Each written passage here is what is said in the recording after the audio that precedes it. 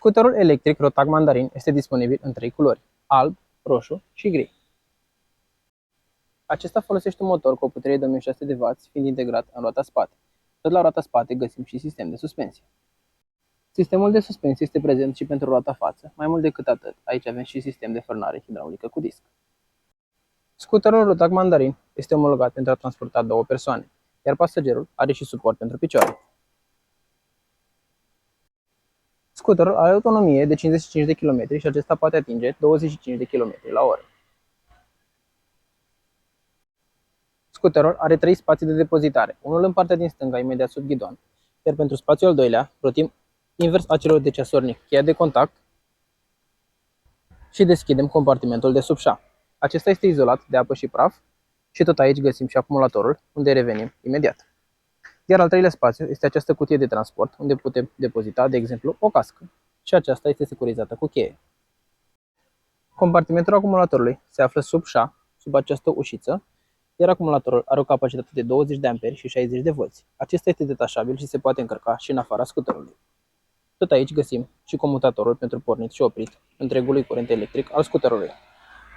Portul de încărcare se află sub șezetul conducătorului, în partea din față, iar încărcătorul din pachet poate furniza până la 73 de volți și 3 amperi. Acesta se încarcă între 6 și 8 ore în funcție de nivelul descărcării. Pe lângă pornirea din cheie, cu ajutorul contactului, scuterul beneficiază și de pornire de la distanță cu ajutorul telecomenzii. Totodată, această telecomandă are și alarmă. Pe lângă semnalele acustice produse de scuter în cazul unui furt, acesta va bloca și roata spate. Scuterul este echipat cu LED pentru fază lungă și fază scurtă. Pe lângă cricul mare ce suspendă partea din spate a scuterului, acesta beneficiază și de cric lateral. Greutatea scuterului este de doar 65 de kg, fără acumulator, iar greutatea maximă autorizată este de 225 de kg. Datorită motorului său puternic, acest scuter poate urca o pantă cu înclinare de până la 18 grade. Atât roata față cât și roata spate sunt dimensiunea 90 cu 90 minus 10. Odată cu punerea contactului, putem observa afișajul digital al scuterului. Totodată, aici avem și mânerele de frână și oglinzile retrovizoare. Frâna din stânga este pentru spate, iar frâna din dreapta este pentru față.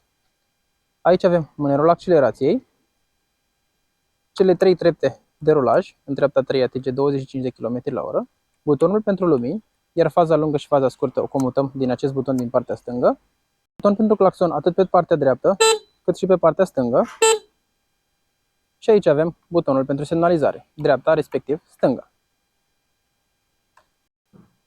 Pe afișajul scuterului putem vedea direcția de semnalizare, nivelul bateriei, viteza de deplasare și kilometri parcurși. Rotact. Mai multă viteză.